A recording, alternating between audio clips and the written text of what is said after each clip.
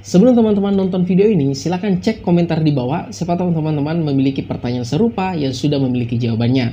Atau tinggalkan komentar teman-teman di bawah. Teman-teman gagal monet karena hak cipta, ternyata itu keliru.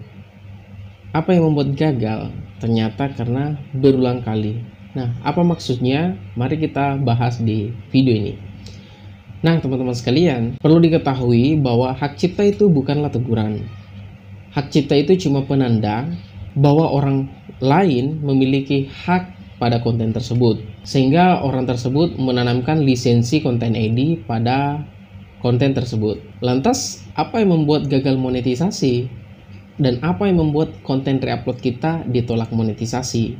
Ternyata ini dia. Kata YouTube, konten yang direupload berulang kali oleh kreator lain itu yang membuat kita bisa ditolak monetisasi. Mengapa bisa terjadi demikian? Karena YouTube menanamkan sistem kecocokan pada konten kita. Ilustrasinya seperti ini. Ada channel A, kemudian membuat suatu konten A.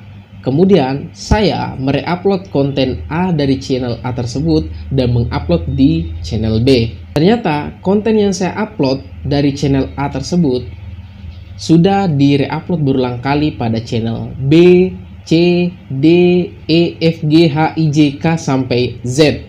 Nah, itu tentu namanya direupload berulang kali. Tentu dengan yang seperti itu, ketika kita daftar monetisasi, pasti ditolak, teman-teman.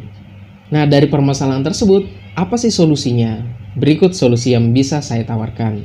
Teman-teman silakan lakukan pencarian melalui penelusuran YouTube menggunakan judul, liriknya, ataukah kata deskripsinya. Pokoknya sampai menemukan konten A yang sesuai dengan pencarian di YouTube. Jika memang teman-teman tidak menemukan konten yang sesuai dengan di channel A tersebut, silakan di-reupload, silakan diedit. Namun jika teman-teman telah menjumpai banyak sekali yang menggunakan, sebaiknya itu dihindari, teman-teman. Karena fokus kita untuk daftar monetisasi, bukan untuk mengejar iklan dulu. Teman-teman perlu ketahui bahwa untuk daftar monetisasi itu lebih sulit ketimbang kita hanya mendapatkan iklan. Mengapa saya bisa mengatakan lebih sulit? Karena terus terang ada beberapa channel yang saya kembangkan. Ketika sudah monet, kemudian saya mereupload konten, apakah reupload video, musik, itu jelas-jelas muncul iklan. Dan kalau kita berbicara teguran, memang muncul teguran hak cipta, tetapi ini nggak berpotensi kepada konten kita. Di situ juga sudah dijelaskan bahwa tidak mempengaruhi sama sekali. Nah, jika memang teman-teman mereupload tujuannya untuk membuat konten lirik musik, setelah teman-teman melakukan pencarian dan memang tidak ada yang mereupload ataukah cuma satu, teman-teman silahkan japri channel A tersebut, silahkan izin untuk menggunakan bahan dari kontennya. Kemudian teman-teman setidaknya menambahkan intro dan outro dan kemudian menambahkan video yang berbeda dari konten A tadi, sehingga ada perbedaan dari konten A dengan konten teman-teman, sehingga ada perbedaan yang signifikan. Dan pada saat peninjauan nanti daftar monetisasi tidak dikatakan konten yang digunakan ulang.